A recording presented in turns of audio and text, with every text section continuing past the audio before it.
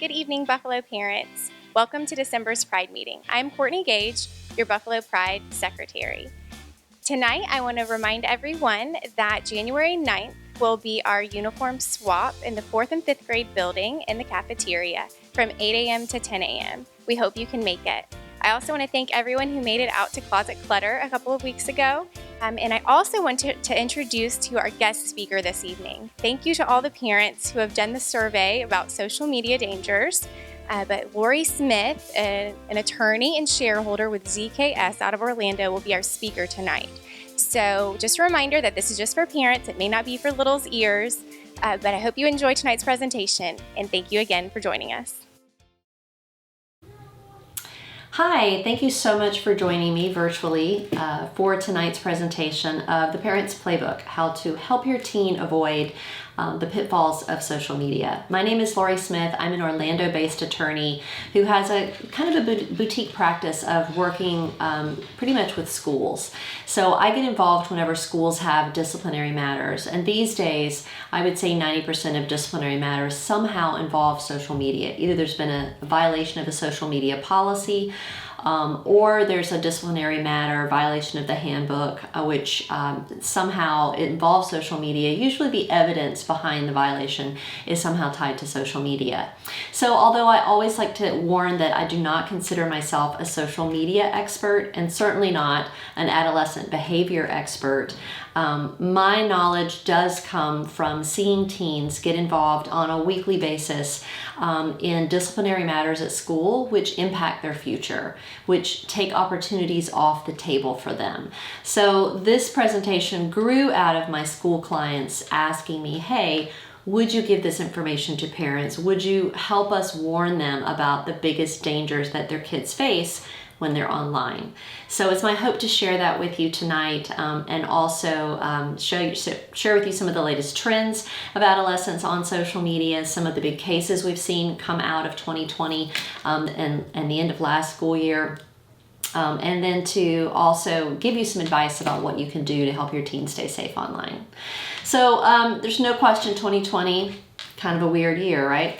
And not surprisingly, social media has been vastly impacted by the fact that we've all been working from home more, being home more, and had limited interaction. So going online has certainly been impacted. You'll see social media engagement up across the board, 61%, all age levels. Even a lot of adults who maybe hadn't been on Facebook in a long time in the spring when we were limited from seeing our loved ones, family members, friends face to face. We all, many of us went back to Facebook and started interacting on social media with people. Even Twitter up 23% in the number of daily users, which is really incredible considering how large Twitter is already. Twitter is the largest social media platform. If the Twitter users were their own country, they would be the largest country in the world, larger than China. So really incredible. Also had a significant impact on the gaming industry. Gamers, lots of people were going back to gaming. You saw a big spike in the daily use. Compare that to like ESPN.com, where a lack of original sports programming, those types of outlets and online platforms really saw a decrease. But look in the middle there, TikTok, and I saw some of your questions were, what the heck is TikTok and what do I need to know about it? We're going to be talking a lot about TikTok this evening because it is the undisputed #1 app of 2020. #1 downloaded app for 2020. Really everyone thought that 2019 would be TikTok's big year, and it really was to a large degree. But the first quarter through the end of March 2020, TikTok really exceeded the expectations that everyone had for the entire year of 2020 as far as the number of users. So up 27% just by the end of March. And it's really where the youth market is. If you want to know where your teens are online, or that was a question that you had, where are teenagers online?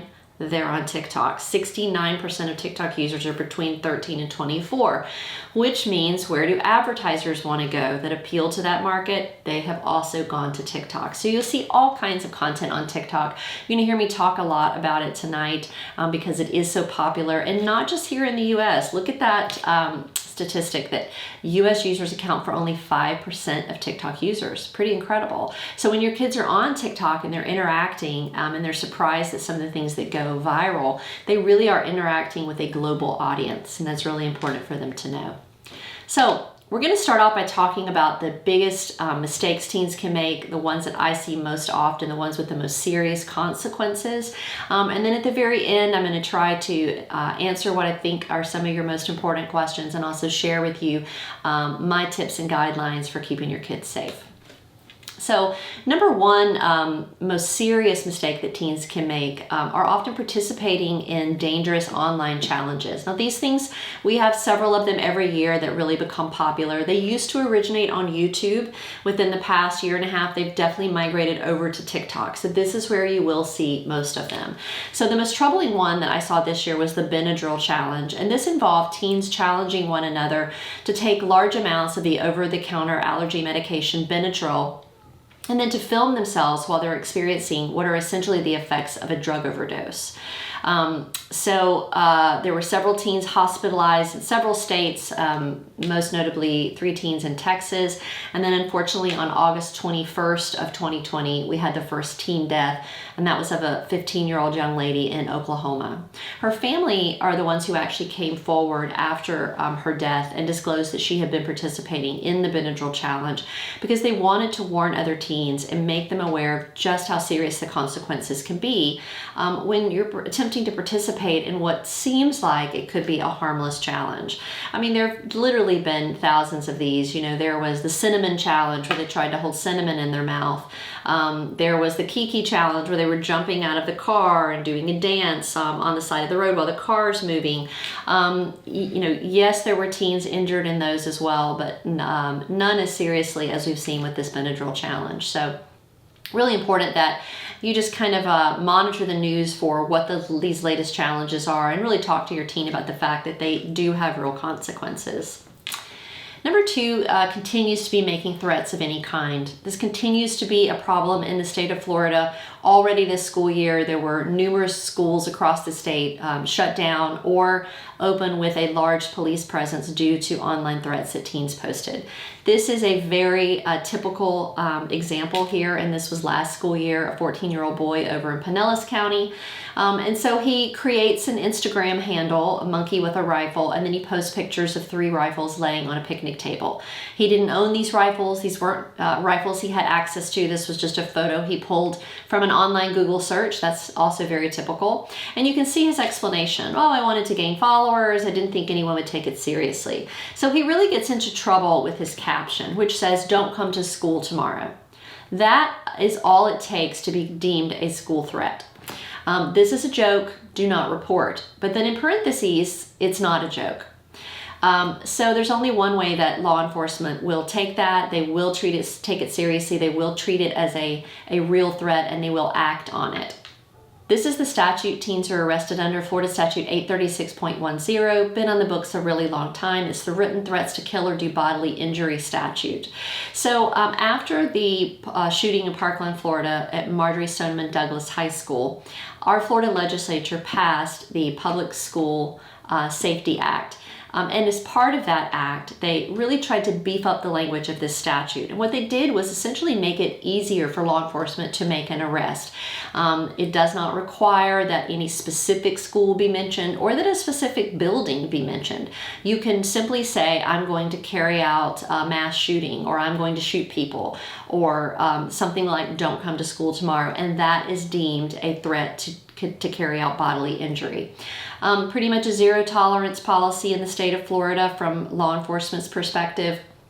And really these arrests, where they used to take days, they now happen in hours.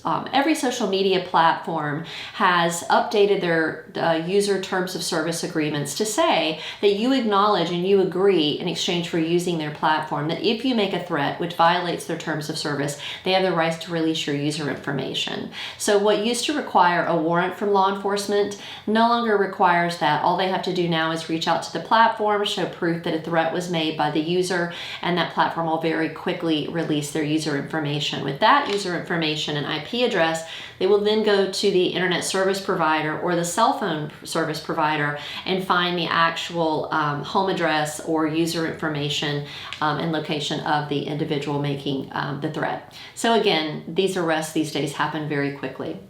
So we talked about TikTok and exploring, learning more about that. We did have an actual TikTok arrest happen on the basis of a threat earlier this year. So we're going to quickly watch a news story about that, and then we'll talk about it. Everyone's talking about it. The teachers are saying that the kids should not have done that. Students at Christopher Columbus High School in Westchester are reacting to the arrest of their 16-year-old classmate, seen in this video posted on social media. Start over again. I just wish him luck. I know he's going through a hard time. The video shows the teen making gun-like hand gestures toward the names of several schools, including Marjorie Stoneman Douglas High School. He was also lip-syncing to a rap song. Investigators say a student at LaSalle High School alerted them of the video Wednesday. The following day, the Miami-Dade State Attorney's Office, along with Miami Police, determined the video can be perceived as a threat. The teen was then arrested and charged with written threats to kill or do bodily injury, which is a felony. Okay. So this is very typical of the type of trend videos that you will see on TikTok. So the TikTok user takes a soundbite that has been trending on TikTok. This one was from a rap song. It happened to contain some gun shooting sounds in it. And then they create their own video using this sound clip. That is essentially the basis of TikTok, either creating funny clips or dances using a sound clip of some type. So in this case, this young man was arrested and charged with that felony statute. The charges were dismissed about 2 weeks later, which I do think was the right decision in this case. It's a pretty thin case for a threat. The only gun being, his hand in the shape of a gun. What I think this really was, school rivalry gone wrong. Even though the charges were dropped, the criminal charges, he was still punished by his high school, who found that it was a violation of their sportsmanship and student conduct rules, so he was still suspended for several days. But what teens know is that he was really following a very big trend on TikTok. So you can see there were literally tens of thousands of these videos, who's the greatest president, who's the most influential rapper, with the users shooting out the different choices and arriving at a final choice. So that was really the trend that he was following. I think where he ran into trouble was using other high schools and using Marjorie Stoneman Douglas as one of those schools that he was shooting out. His high school was located not that far away, and they were sports rivals. So it was really just a case of rivalry gone wrong. But it just underscores how very seriously law enforcement takes any type of threat directed toward a school, and teens really need to be aware of that. Okay, I also want to talk about posting photos of airsoft guns. So often teens are arrested and the guns in the photos are airsoft guns. These are two examples here. All of the guns shown in those photos are not actual firearms, but airsoft guns. But as you can see, it's really incredibly hard to tell. So it's really important that teens know, even if they're going to post a picture of an airsoft gun, not a real gun, they still cannot say anything that could be deemed a threat toward a school. Many teens and parents, I find, are also unaware of what the Florida statutes say about possession of guns and even airsoft guns by minors. So this is from Florida Statute 790.22. Minors under 16, so this is your 13, 14, 15-year-olds, may only possess a firearm for one of two reasons: hunting or recreational shooting, and importantly, with adult supervision. If they're doing any of those two activities and they're not being supervised by an adult, they're in violation of the statute, and so is the adult who provided the firearm.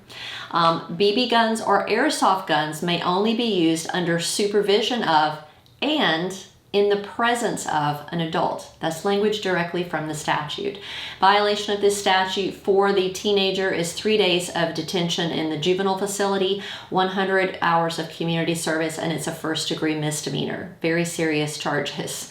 Minors 16 and 17 may possess a firearm for hunting or recreational purposes, which includes a gun range, just shooting practice, anything like that, marksmanship competitions, and they may transport it as long as it is unloaded. So they do not have to have that adult supervision, but those are the only two reasons they can use a gun in the state of Florida. So it's really important for teens to understand that, because my advice to them, first of all, is that they should not post pictures of guns. But if they do want to post a picture of them lawfully using a gun, they need to explain it. So if they post a picture of themselves holding a gun, they need to give an explanation for what they're doing with that, and it needs to be lawful. Going to the gun range with my dad. First day of hunting season, heading out with my mom. So they're saying that it's a legal use and that they have adult supervision with them. Okay, cyberbullying. Cyberbullying is probably one of the more common types of social media violations I see occurring in schools. Very big at the middle school level, still very big in high school. See a lot of 9th and 10th graders getting in trouble for cyberbullying. So I always like to show teens and parents the definition of cyberbullying from the Florida statute, because it includes a few things you would expect, like intimidation, stalking, physical violence. Obviously those things would be cyberbullying, but it also includes some things that teens don't think about. Teasing, just teasing. Social exclusion, that's no one talk to her, she can't sit with us. That's social exclusion. And then the most popular one, public humiliation. So that means if teens take a photo or a video of someone and they post it or share it, simply to humiliate the other person, that will fall within the definition of cyberbullying. Now, cyberbullying under the Florida statute is a school matter. It is subject to the penalty of suspension or expulsion most often, but schools are charged with the responsibility to prevent cyberbullying and respond to it when it happens. Now, if cyberbullying is really, really mean, happens a lot, or results in any type of injury, it can be bumped up to being a criminal matter, and then it becomes cyber stalking. Now, I think cyber stalking, people often have the mistaken belief that cyber stalking requires for it to happen to a large degree. You know, those cases we've heard about on the news where someone's emailing or texting someone 300 times a day, or incessantly calling them 50, 60 calls in a day. That is a traditional type of cyber stalking. But look at the definition of cyber stalking under Florida. It includes a lot more than that. It includes any type of electronic communication which causes substantial emotional distress and serves no legitimate purpose. Okay, so remember that public humiliation we talked about? If teens create a video or a photo and they share that electronically and it causes substantial emotional distress and serves no purpose but to humiliate someone, it can be bumped up to cyber stalking, and then it becomes a first-degree misdemeanor, the most serious type of misdemeanor charge. So we did have a cyberbullying arrest in 2020, and this involved 2 teenage girls over at Seabreeze High School in the Daytona Beach area. Now, these 2 young ladies were participating in a TikTok challenge, a very popular one called the Skull Breaker Challenge. And the Skull Breaker Challenge, as you can see in this video, involved 2 people standing on the outside, jumping up first, followed by the mark or the third person, the victim, in the middle jumping up after them, at which time the outside people take and sweep their legs out from under them so that they fall down. Teens were arrested all over the country while participating in this. Some of these videos were set up where the person in the middle, was kind of in on it. But very often the person in the middle was recruited without really knowing what was about to happen.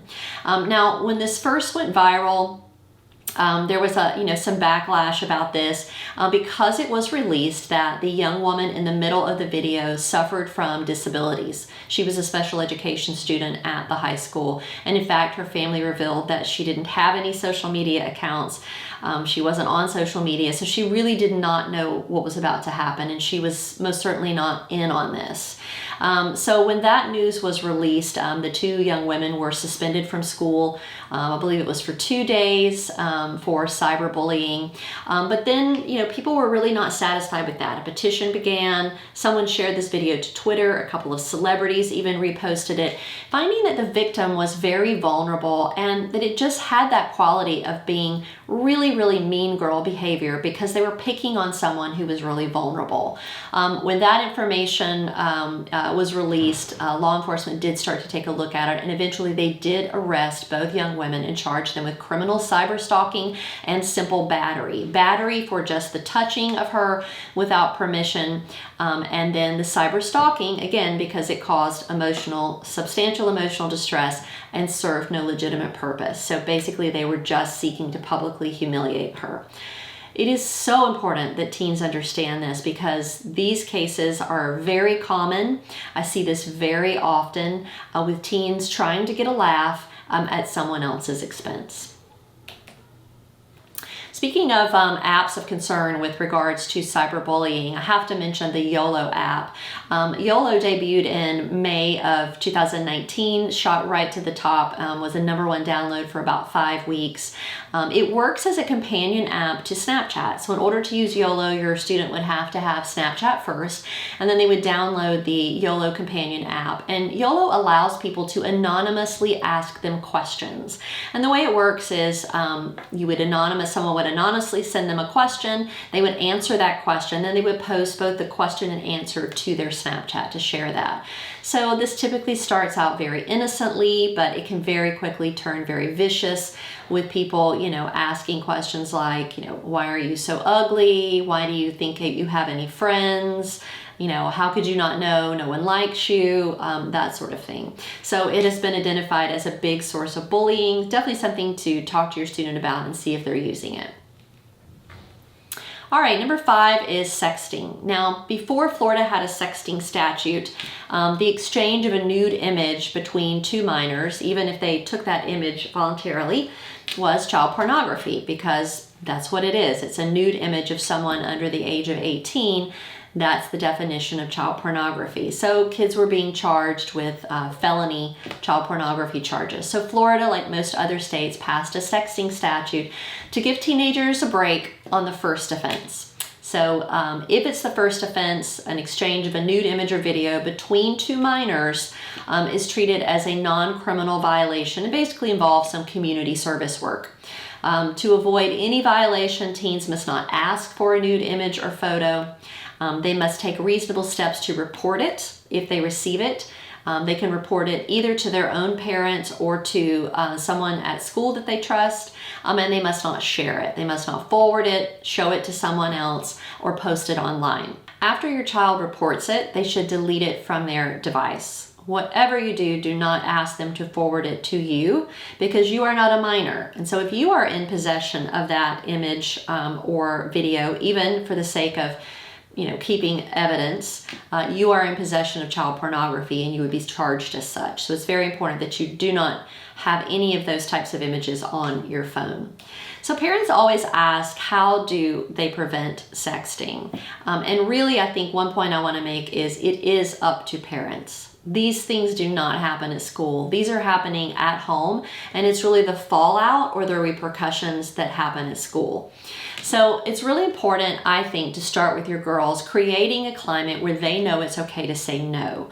Girls are saying yes to boys asking and providing, and even other girls encouraging them to providing nude images because of good old-fashioned peer pressure, right? Someone else has done it, and they would feel a whole lot better if everybody did it, so girls are getting pressured to comply. And you have to build those girls up from the inside out and make sure that they know it's okay to say no to that. And it's actually, it's the right thing to do, and they're protecting themselves.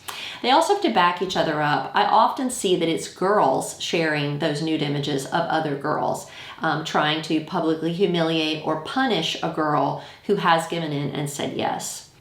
There's another reason for teens not to take and release nude images of themselves, and that is the issue of sexploitation.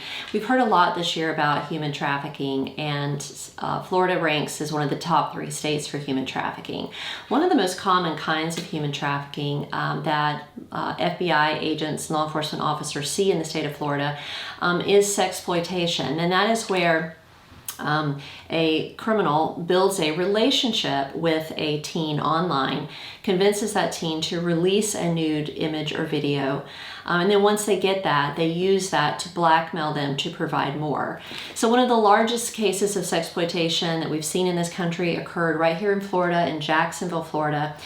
This man, Lucas Chancellor, was arrested several years ago and sentenced to 105 years of prison, which tells you the extent of the criminal activity he was involved in. You can see on that map, those are the locations of the victims that he had convinced to provide nude images and that he was then blackmailing and exploiting to provide more. These images he was then selling online, providing in explicit chat rooms, on child pornography sites. So this is just one more thing to talk to your child about and make sure they understand to never ever release an image. It's important to know that in these cases, these kids are not releasing images to people that they think are strangers. They are releasing nude images to people they think have become their friends, or more often a romantic interest.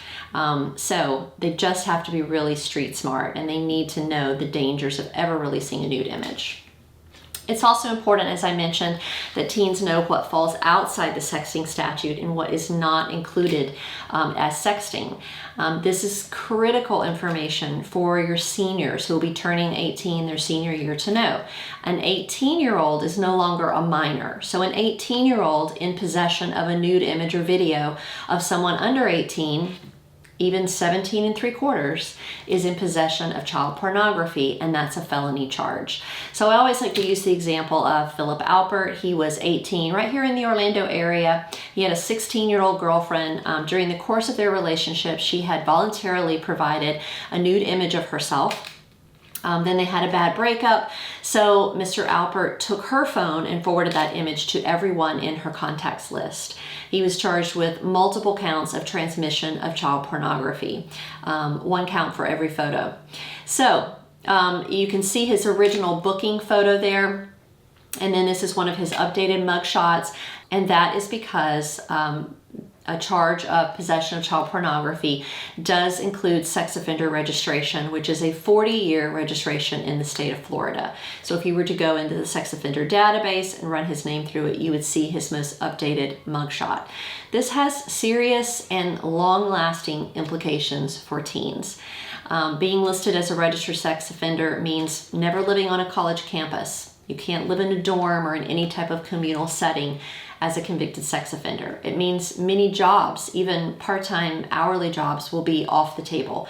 Renting an apartment will be extremely difficult. So these are real things, real consequences that teens need to be aware of. Okay, posting racist or racially insensitive videos or photos. I wanted to share this brief news story. I've probably seen some of the worst types of these posts this year. So let's take a brief watch at this one. And then we have eat watermelon and fried chicken. Fried chicken, watermelon, yeah, that's pretty good. Yeah. Yeah, you heard that right. A shocking racist video going viral tonight and putting the spotlight on 2 local teenagers. The video sparking outrage on Twitter after it was initially posted on the app TikTok. CBS 46's Tracy Bragg spoke to students about this disturbing video. It's a growing social media trend where you take water and pour it into a bucket to visually show the recipe to create something. In a video released last night, the normally innocent and uplifting challenge was used to promote hate. Today we're making... First we have... I thought, why would somebody make a video like this just for like entertainment purposes? Today I caught up with Carrollton High School student athlete Juan Nieves and a few of his teammates. The racist video 2 of their classmates made. Next we have... Don't have a dad. Don't have a dad? Yeah. Yeah. Was on everyone's mind. I walk through the halls with those folks and see that they think about us like that. Next we have... rob people? Specifically whites, yeah, they do that. In the racist viral TikTok video, the 2 students used derogatory ingredients. Next one is make good choices. Let's see. There's nothing there. Terrell Carmichael knows both students in the video. They would not know them like this. That was a complete surprise to everybody in our school. After the video was released, Carrollton High School's principal launched an investigation. In a statement, he said, even if the offending incident was recorded after school hours, it doesn't alleviate the student's responsibility to uphold a high standard of behavior. Carrollton City Schools Superintendent Dr. Mark Albertus said he, quote, was deeply disturbed by the overt racist tone of the TikTok video. The district expelled both students by 3 p.m. Friday. That was the best way to handle it. So this type of video is really life-altering for the teens who make them. And I always like to point out to teens, it's not just yourself that you're bringing down with a video like this. You know, the name of your high school, your family, I really just has devastating consequences to a family when this type of video is created and shared online. The young woman in the video did have her college admission revoked by the college she'd been accepted to, and the young man had actually been accepted into the WWE's development program, and they also revoked that invitation and said that he did not have the qualities of someone they wanted to develop into a WWE representative. So this really went viral in the spring. Many teens saw it. It was on TikTok. That's where it originated and where it was shared. Eventually it's made its way to Twitter, which when someone wants to out you, that's where they will take it to Twitter, and it really went viral from there. So millions and millions of views, and really just really hard to understand what would motivate teens to make such a video. I also always like to mention the N-word. Teens continue to make the mistake of using the N-word online. Most often it's song lyrics, posting or texting song lyrics. I see kids get in trouble every week for that. Or posting the N-word in something like this, a photo. So this was very typical. This was last school year. This was actually a Christian school in Chesapeake, Virginia, and this was the senior trip to New York. A few girls stopped at a coffee shop, like a Starbucks, and got 2 cappuccinos, took the chocolate sauce, and wrote the N-word across the 2 drinks together, and then posted this to Snapchat. It was originally posted to Snapchat, and then from there people took screenshots and shared it on other platforms. So this really went viral. Much was made of the fact that this was a faith-based school. And really just reflected poorly again on the girls themselves and on the school. Teens need to understand that this word is not okay. And they need to understand the big picture, that it might be okay in their social circle, their friends might use it.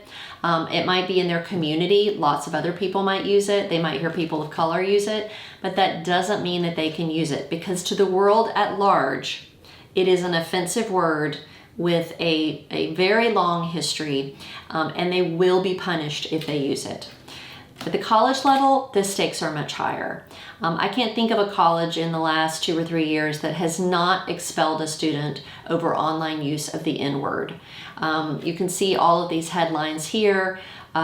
Typically when this happens, sometimes it is a single use of the N-word, but the pressure will mount. The student body will start, emailing and going online and pressuring the administration, saying, we stand for inclusivity, and this person does not represent who we are as a university. Of course, colleges very typically will respond by revoking the admission for someone that they believe does not meet their standards of admission because they have posted something racially insensitive. Very famously, in April of 2017, Harvard revoked 10 freshman acceptances for incoming freshmen over, basically it was offensive memes that were posted in a group me that was created after college acceptances came out. And those are very common. Once the college acceptances come out, all the newly admitted freshmen will create Facebook groups or group me's where they will communicate with one another. And so one group started sharing really offensive and explicit memes. Someone took screenshots, sent them to the Harvard admissions department, and they agreed that they were inappropriate and revoked their admission.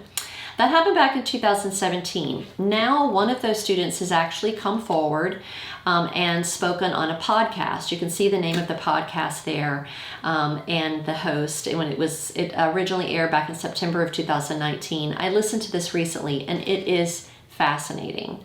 So this was a boy who had done everything you need to do to be admitted to Harvard and many other fine colleges as well. He was an accomplished athlete, he was a musician, he was an extremely gifted academic student. He's admitted to Harvard, and then he gets in one of these groups and he starts feeling pressured to share edgier and edgier and really pushing the limits of what would be deemed offensive of memes.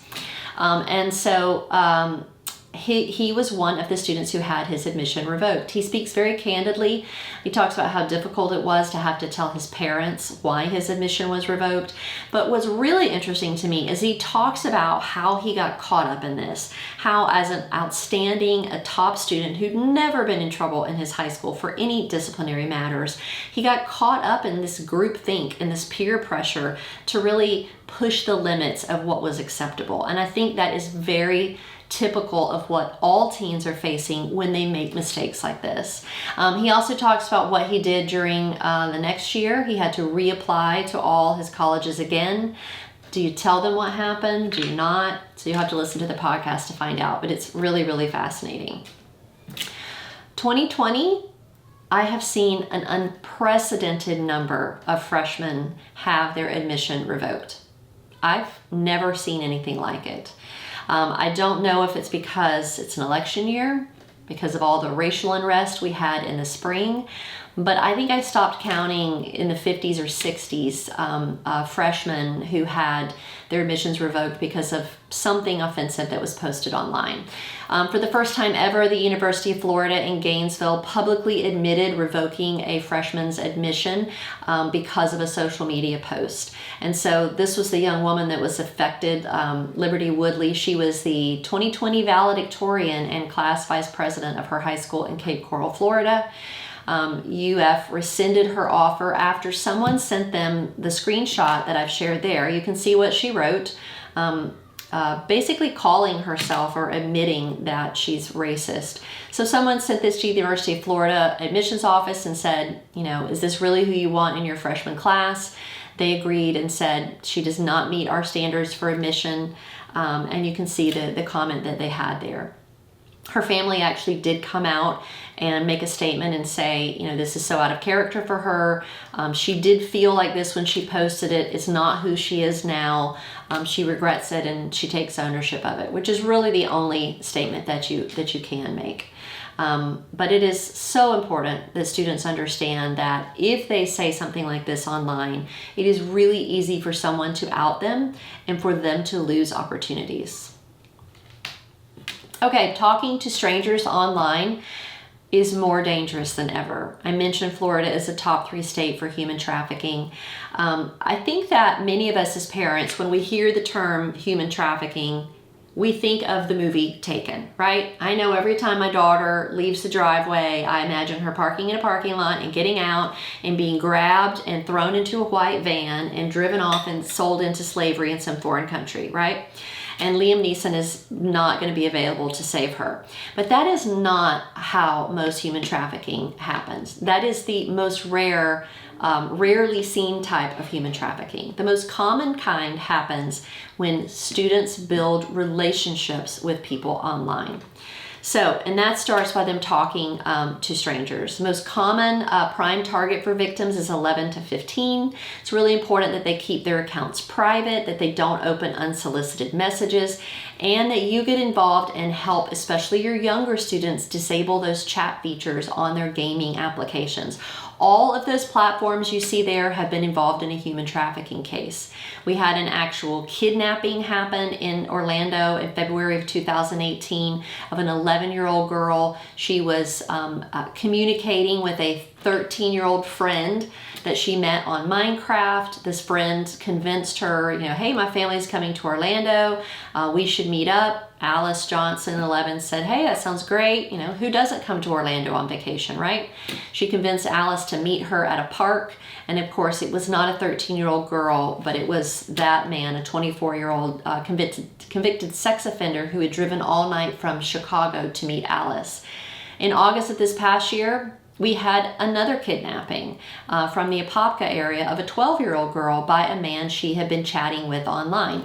Fortunately, her mom had found those messages and was able to quickly give them to law enforcement, and she was recovered within about 8 hours.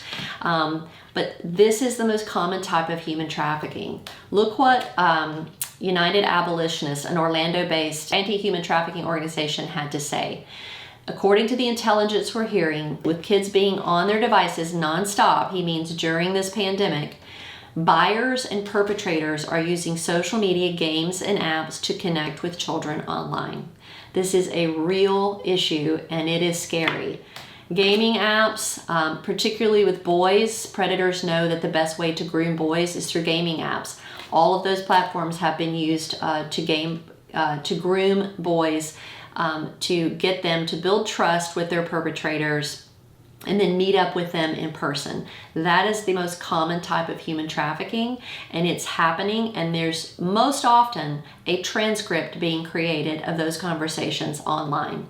So what we have to do as parents is we have to make darn sure that we see them. Okay, so now that I have scared you to death and told you all the horrible things that can happen to your child online, what are you supposed to do about it? A lot of times I'm asked, what is your number one tip? This is my number one tip and suggestion. You have to start and continue the conversation about social media. All the research from child psychologists, from school counselors, from pediatricians, from experts in the field of adolescence, all agree that parents are still one of the single biggest influences in an adolescent's life. Yes, their peers are a huge influence, and media that they consume is a huge influence, including all of the social media platforms where they consume information. But you are still a really important voice. So you need to be talking, even when it seems like they're not listening. I get it. Use news stories or stories that you hear about as examples. Some of the examples that we've talked about tonight, your children may not have heard about, or maybe they did see some of these videos online, but talking to them about it starts the conversation, and then you can ask the important questions. What do you think about that? Did you hear what happened to the kids? Does anyone at your school, can you imagine anyone at your school making a video like that? There are some great documentaries you could watch with your teen. Many of you have heard much about Netflix original documentary series, The Social Dilemma. It's really an eye-opening look at the way social media and our notifications on the electronic devices we use really kind of control and dictate our responses. I think it's probably only interesting to your older teens, maybe like your juniors, seniors, or even if you have early 20s in your home. I know I watched it with my 19-year-old daughter, and she responded by turning off notifications for a lot of her social media apps or moving them beyond the first page. Social Animals, also on Netflix from 2018. Fascinating look at both the positive and negative aspects of social media for this generation. That alone could spawn some great conversations. Hashtag Being 13, a great series that was done by CNN where they followed 250 13-year-olds out all around the country. If you have a 13-year-old, that's a great series to track down and watch together. And then Undercover High on A&E, where they take young-looking adults and send them back to high school, and they were really shocked to the extent that teenage life was impacted by electronics and social media. So those are all great ways to start conversations and have them with your teen. You also have to be on social media. You need to have a basic understanding of some of the most popular applications and how they work. I get it, as adults, we're all very busy, and you're probably thinking, yeah, I don't have time to be on TikTok. I get it. But it's just really important that you be able to speak the language so that you are one of the important influences in your teen's life. So here's a good example. Maybe you don't know anything about TikTok, but TikTok, as we've discussed, hugely popular. A TikTok personality just reached 100 million users, 100 million followers. That's incredible. That shadows many of our biggest celebrities in our country. If you don't know who that person is, I guarantee you your teenager does. Ask them, who just reached 100 million followers on TikTok?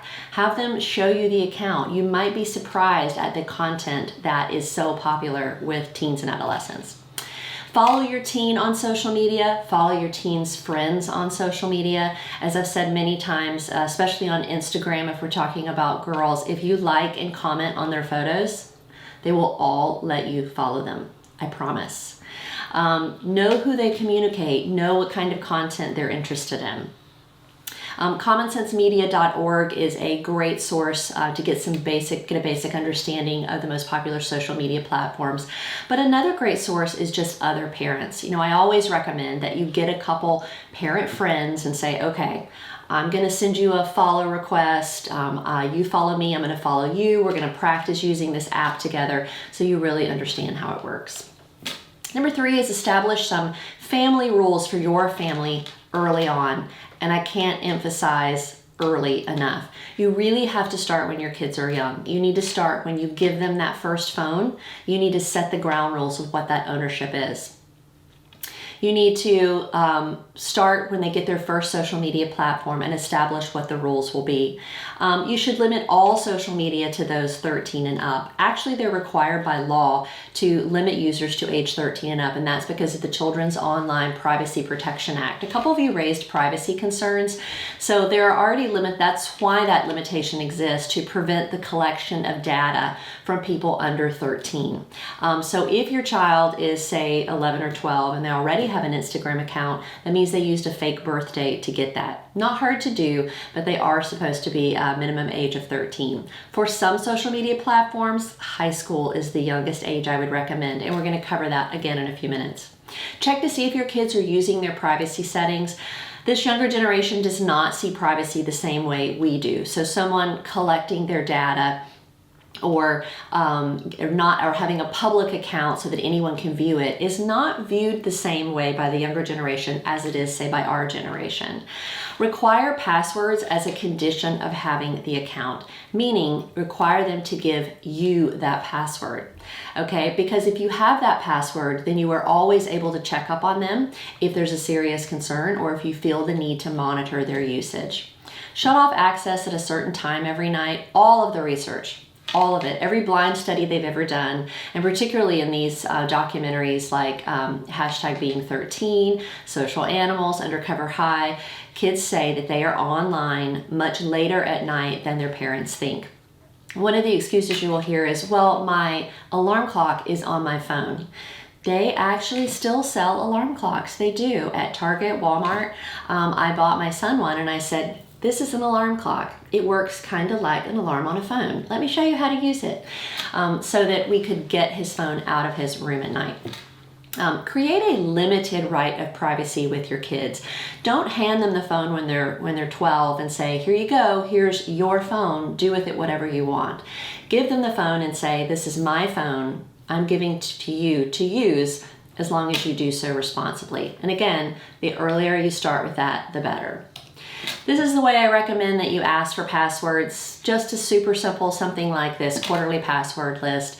Put it out on the counter at breakfast and say, okay, everybody, time to update your passwords. Because if you have their password, you have their login information. And that way you can check their account if you ever need to. They won't like it, but if it's a condition of having the phone and a condition of having the social media account, they will comply.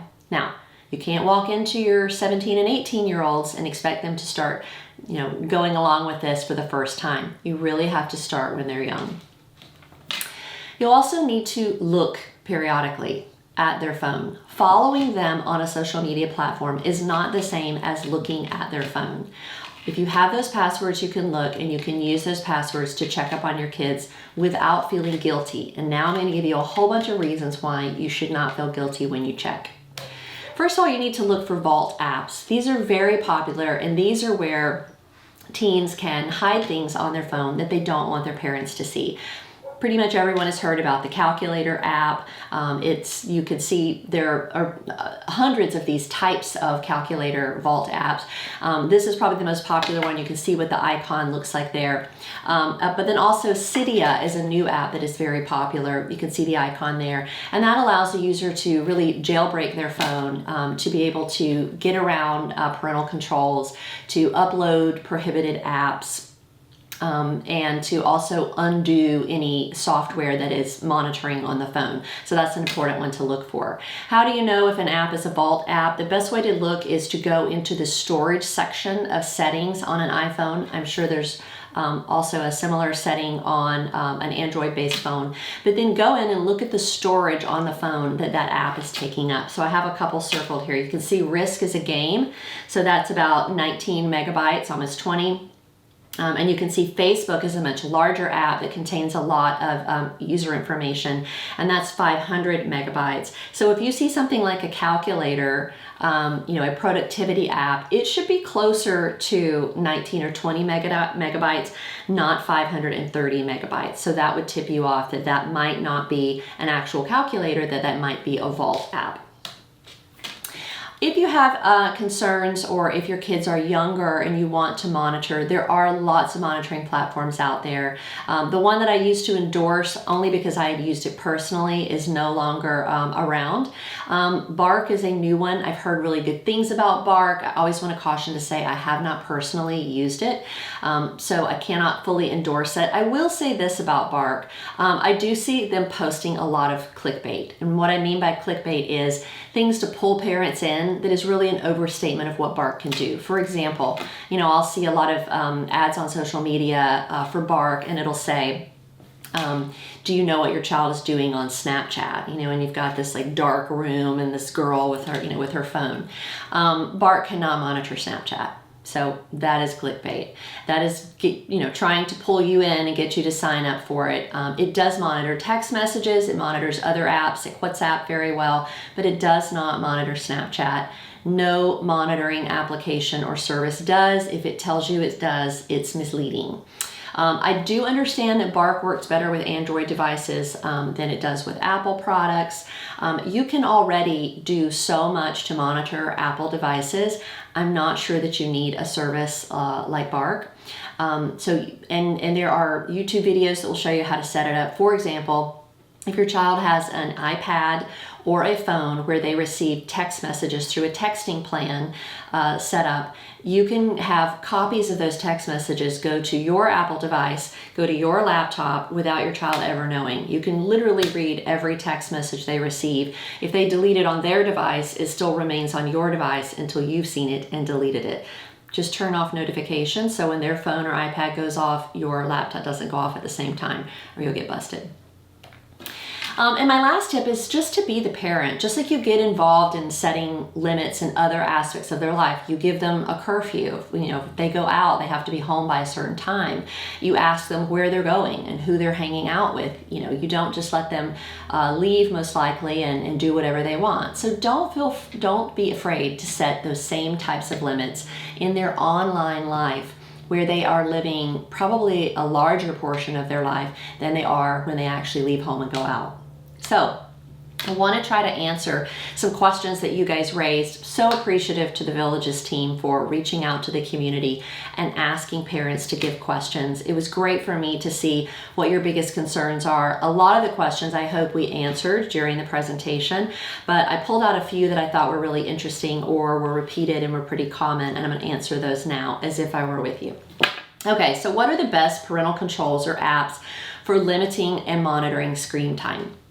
This is what I mean about Apple or Microsoft products. You do not need a separate app. There is so much power, so much productivity for parental controls built into these devices already. So within Apple products, you have the ability to set up a family, and then you can turn on family sharing. That not only allows you to share apps, but it also allows you to monitor the download of apps. So you'll know every time a child within your family downloads an app. So you can see here, that's my family I set up a couple years ago. You can decide what features you want to share. You can share location, you can share Apple Music if you use that. You can share the purchases of apps. But then for anyone under 18 in your family, you can see I've highlighted my son here, you can turn on Ask to Buy. Ask to Buy means that even if it's a free app, When he tries to download an app from the App Store, it sends a request to me to either approve or disapprove that download. So that is how you know what apps your child is downloading. There are also very sophisticated parental controls. This is a screenshot of the parental controls within Apple products. So this shows you can limit it to certain days of the week. You can set certain times. I've tried this with both iPads and phones. They will literally shut down and turn off at a certain time every night that you set. It will give them a countdown. Your iPad is going to turn off in 15 minutes. They can request additional time. It sends a request to me to either approve or disapprove. And then that is how you can control. You can also receive weekly reports on how much time they spend online, what websites they go to. Microsoft is just as sophisticated and works just as well. So if you have a Microsoft-based laptop their child uses, or a desktop, or they use an Xbox, which is a Microsoft product, you can monitor and control their screen time, what websites they can access, and everything from your own desktop. And I have Apple products, but my son has a Microsoft-based Xbox. So this is a screenshot of the screen time that I can set for him from my computer. You can see it also has content restrictions. I can block certain sites. I can set an age limitation on certain sites so that he can't go to, say, porn sites or gaming sites that are 17 plus. And then it also has spending controls, so he can't use a card that I have set up within Microsoft to buy add-ons and games. So there's a ton of power here. It's really not hard to set up. There are instructions online. If you run into any trouble, just Google it, but it works really, really well, and I have personally used it. Okay, what are the dangers of social media impacting student mental health?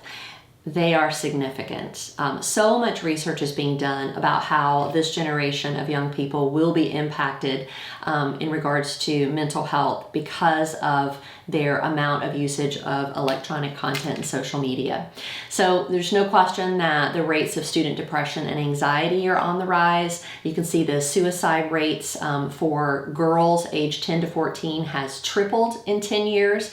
Now this particular statistics are between 2007 and 2017. And then the suicide rates for older teens, 15 to 19, was up by 76%. I don't need to see these statistics to know this is an issue, because I work with schools so often that this is what I hear from them. Over the last year, one of the most popular things I've been asked to do is to help schools develop student mental health crisis plans. Because day in and day out, they are seeing kids in crisis, having to call law enforcement, having to deal with students that are being Baker acted, dealing with students that are having suicidal thoughts, who are engaging in self-harm, skyrocketing rates of anxiety, students on medication for anxiety. It is a real problem, and lots of professionals are blaming it on the amount of social media and media in general that they consume. I also want to make you aware that on social media, there is a whole subculture dedicated to those people interested in suicide and self-harm. And I think this is one of the biggest reasons why you should not feel guilty monitoring your child online. I will tell you that every time there is a teen suicide, it is heartbreaking to me. Because so often the adults in that teen's life are completely caught off guard. They are shocked, and teens don't always show signs or ask for help or leave, clues behind that they're thinking of harming themselves, but many times they do.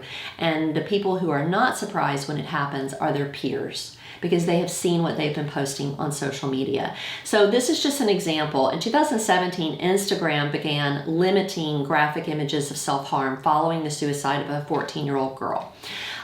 In the first 3 months of doing that, of monitoring that and removing it, they removed almost 1 million pieces of graphic content. So Instagram is one of the more responsible social media platforms. They do remove that. Other platforms, not so good. TikTok is way behind the ball on that. They have not quite caught up to removing that type of content.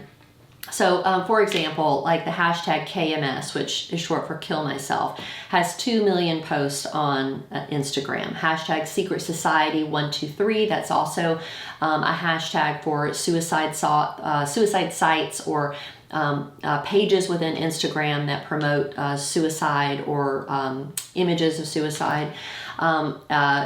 Annie is a term used for anxiety, Sue for suicidal. So there's this whole subculture where kids can go if they are having thoughts of those kind. If you are monitoring your child online, don't you want to be one of the first people to see that? I know I would. I would want to know, oh wow, my kid's in crisis, and then I could act on it.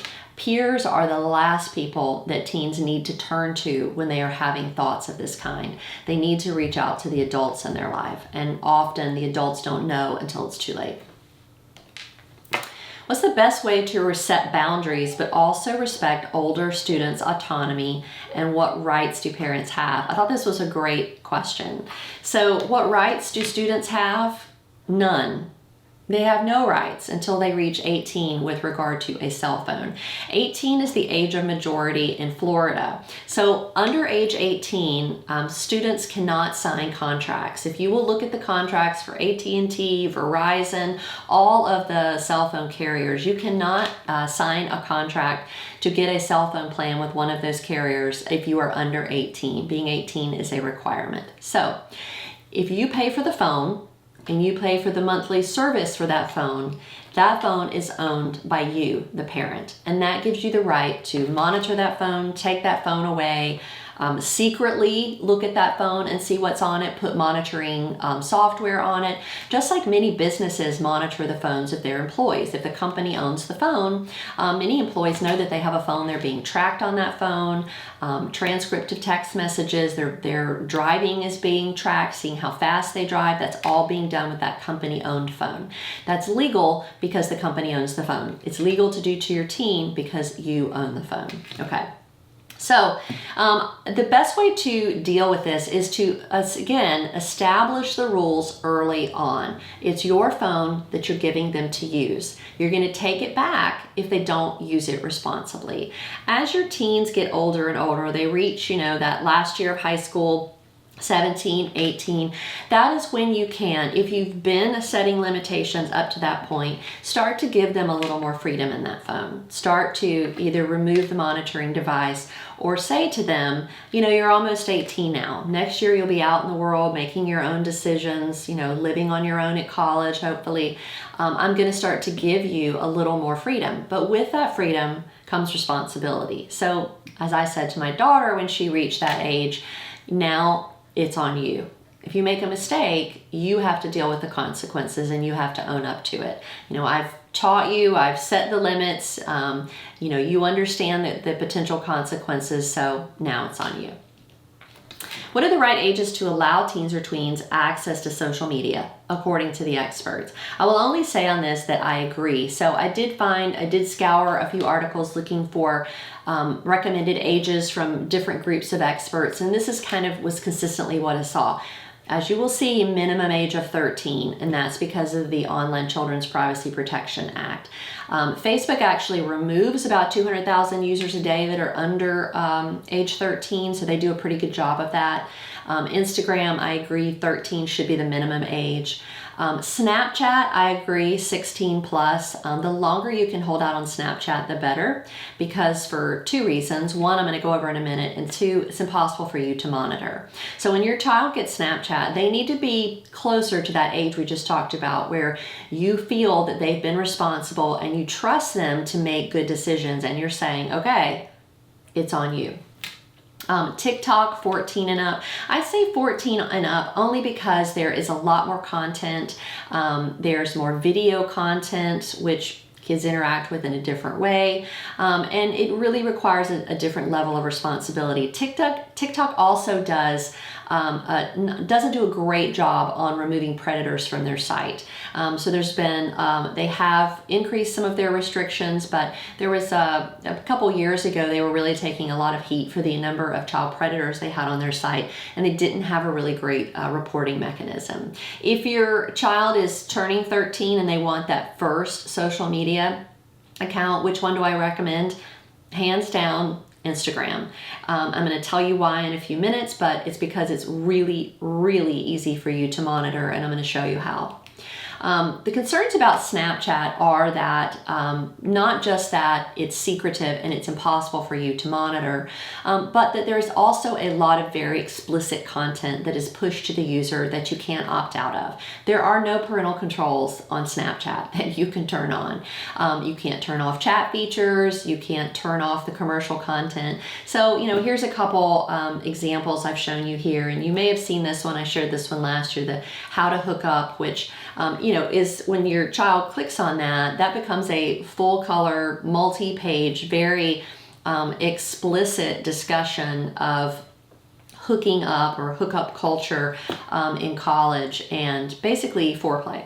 After complaints from many parents, you can see that Snapchat responded by putting that warning mature content sticker on it.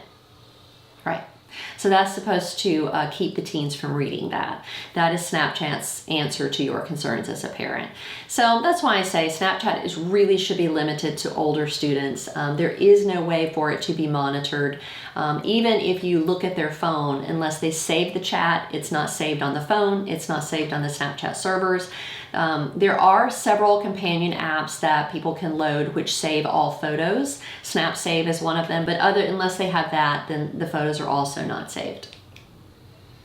What's the best way to approach your child to look at their phone? I thought this was a great question, and I touched on this a little bit, but my suggestion is don't. It's not going to be a pleasant experience, nor do you have to go up and say, all right, hand me your phone. I'm going to look at your phone now. I want to see what you've been doing. It's confrontational. Your child's going to get defensive, and that is when they're going to go get calculator apps and vault apps to just hide the things that they don't want you to see. So my suggestion is to establish a family rule that all phones are placed in a certain area every night. It can be the kitchen, it can be the living room, it can be a desk area. They're plugged in there to charge overnight. That way your child's sleep is not interrupted. They won't hear a text notification going off in the middle of the night and get up and look at their phone. They won't be distracted by the light coming off and on. And then that is also your time to look at the phone on your own time in a quiet setting without having to be confrontational with your child about it. How do you monitor multiple Instagram accounts? This is a great question, and this is also my tip on how you monitor your child on Instagram, especially if you're giving them that first account. That's why I recommend Instagram as the place to start, because it is super, super easy for you to monitor. The great thing is that Instagram does allow its user to have multiple accounts, which means that you can toggle back and forth between multiple accounts on your phone, having them all open at the same time. So here's how you do that. First of all, you can see, now this is a screenshot of my Instagram. So you go up to the screen name. I have that red arrow there pointing to my screen name, and you would click on that, which will then open up a drop-down menu. Now you can see I have my son's account at the top, we have an old account, and then I have my daughter's account, then my account. So those are all the 4 accounts that I am monitoring and toggling back and forth between from my phone. If I wanted to add another account, then down at the bottom, you will see that plus sign and it will say log in or create new account. So if you are adding your child's account to your phone for the first time, you would hit log in. It would then open up a screen like this where it says add account, and you would click that log into existing account. And then on the next page that will open, this is where you need their login information. So now we're all the way back to where you asked for their email that they used to set up the account, or their screen name, and that all-important password. So if you have those 2 pieces of information from your quarterly password list, you would use that here to log into their account, okay? And then on the next page, you will now be logged into all multiple accounts. You can see I have a big arrow or a big square around them in red, and you can toggle back and forth between those accounts. You are now looking at the same thing that your child sees on their account. You can see their direct messages, you can see photos they've been sent. My only tip is if you see the little paper airplane, if it has a red dot on it, that means there's an unread message. If you read the message first, that dot will disappear and they will know that that message has already been read. So my advice is to allow them to read the message first, and then you can follow up behind them and read it if you would like. Could they delete it if they wanted to? Yes, they could. So if you have a real concern, then you could go ahead and read it, but they would know that it had been read. So those are my tips to help you guys be savvy parents online. I hope that I've answered a lot of questions that you had. And I really hope that somewhere in the near future, people will gather again together in gymnasiums again, and I'll get to see you in person. Thanks so much for having me, and I'm wishing you all a great holiday season. Thanks.